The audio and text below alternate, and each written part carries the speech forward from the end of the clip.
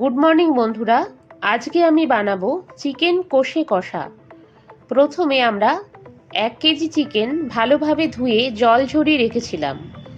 তাতে দিলাম 3 টেবিল চামচ টক দই ম্যারিনেশনের জন্যে, দিলাম 2 চামচ নুন,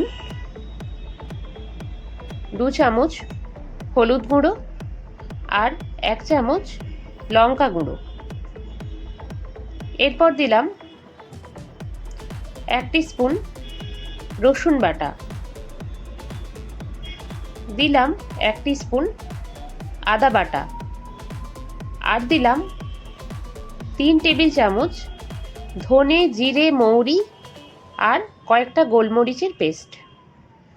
এরপর সমস্ত মশলাগুলো চিকেনের সাথে ভালোভাবে মাখাতে থাকলাম, যাতে চিকেনের টেস্টটা কুকিংয়ের পর এনহ্যান্স হয়।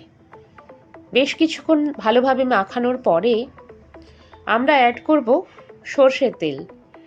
সর্ষের তেল আমরা 2 টেবিল চামচ অ্যাড করলাম। এরপর কিছুক্ষণ ভালোভাবে মাখানোর পরে আমরা ঢাকনা চাপা দিয়ে আধ ঘন্টা রেখে দিলাম। এদিকে ওভেনটা অন করে আমরা কড়াই বসালাম, তাতে সর্ষের তেল ঢাললাম।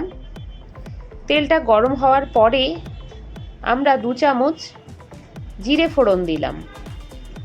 জিরেটা ফোড়ন হতে থাকলো, তারপরে দিলাম গোটা শুকনো লঙ্কা ফোড়ন আর এলাচ, লবঙ্গ, দারুচিনি ফোড়ন। ফোড়নটা কিছুক্ষণ হতে থাকলো, হওয়ার পরে আমরা ওতে পেঁয়াজ কুচি অ্যাড করব।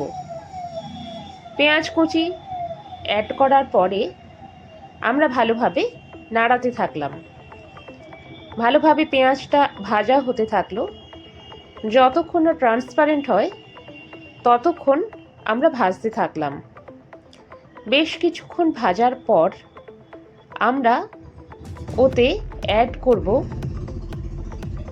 আদা রসুনের পেস্ট 2 চামচ, তারপর 2টো গোটা পেঁয়াজ আর অল্প একটু টমেটো কুচি।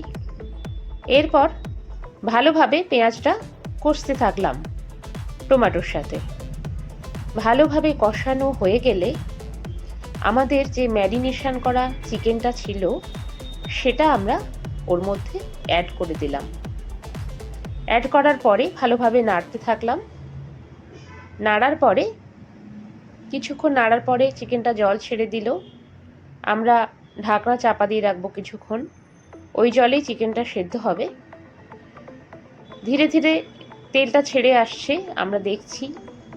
আপনারাও দেখতে থাকুন বন্ধুরা। আমাদের চিকেন রান্না এরপর কমপ্লিট হয়ে গেল।